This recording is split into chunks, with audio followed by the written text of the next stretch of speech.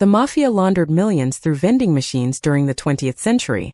In the mid-20th century, organized crime groups started to see vending machines as a new frontier for revenue generation and money laundering. These machines, often placed in high-traffic areas like transportation hubs and public spaces, seemed like an innocent way to dispense snacks and drinks. But to the mafia and other crime groups, they were a low-risk, high-reward opportunity to distribute extortion money, avoid taxes, and move illicit funds into the mainstream economy. As the demand for vending machines grew, so did the illicit activities surrounding them, eventually giving rise to a lucrative vending machine underworld that would go largely unnoticed for decades. The mafia's use of vending machines as a legitimate business model was a masterclass in deception. On the surface, these machines appeared to be a harmless way to dispense snacks and drinks to the public. However, behind the scenes, they were often used to distribute extortion money to various underworld figures and generate revenue for organized crime groups. For instance, in New York City during the 1970s and 1980s, the Gambino crime family controlled a significant share of the vending machine market. They would place machines in high-traffic areas, such as airports, train stations, and shopping malls, and fill them with a wide range of products. But what seemed like a lucrative business venture was actually a sophisticated money laundering operation. The mafia would use the vending machines to funnel cash from their various illicit activities, such as loan sharking, bookmaking, and narcotics trafficking, while presenting a legitimate facade to law enforcement and regulators. By doing so, they were able to evade tax authorities and maintain a veneer of respectability, all while further solidifying their grip on the vending machine underworld. One notable case of high-volume money laundering through vending machines involves the Italian mafia's vending machine scandal in the early 1990s.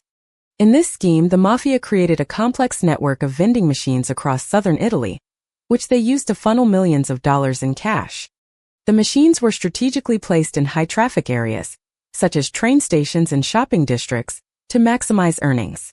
To avoid detection by tax authorities, the mafia used a system of dummy businesses, including shell companies and money laundering intermediaries, to conceal the true ownership and profits from the vending machines. Furthermore, they manipulated transaction records by regularly restocking the machines with new cash, and then removing the older cash, making it difficult to track the flow of money. Through this scheme, the mafia laundered an estimated 150 million euros, equivalent to around $170 million at the time. This case highlights the mafia's sophistication and creativity in using vending machines as a means to launder large sums of money without arousing suspicion, showcasing the extent to which organized crime groups will go to exploit seemingly legitimate industries for illicit purposes. The organized crime group's control of the vending machine industry had far-reaching consequences that affect law enforcement, the public, and the economy to this day. For law enforcement, the infiltration of vending machines by organized crime posed a significant challenge, as these businesses presented a legitimate facade that made them difficult to monitor. This forced law enforcement agencies to adapt their tactics and develop new strategies to combat money laundering and organized crime. The public was also affected, as they were unknowingly contributing to the financial success of organized crime groups every time they used a vending machine. These machines became a hidden source of revenue for organized crime, helping to fund other illicit activities and sustain their operations. The economic impact of organized crime's control of the vending machine industry was also substantial. By manipulating transaction records and using cash-rich dummy businesses, organized crime groups were able to avoid paying taxes and evade regulation. This led to a loss of tax revenue and a distortion of market competition, ultimately affecting the economy as a whole.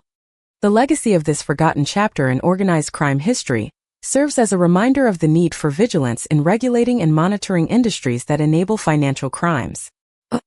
In the end, the vending machine underworld serves as a cautionary tale about the enduring power of organized crime. It exposes the vulnerabilities in our financial systems and regulatory frameworks, highlighting the need for ongoing vigilance. As we look to the future, we must acknowledge the lessons of the past and work to prevent similar schemes from emerging in new industries.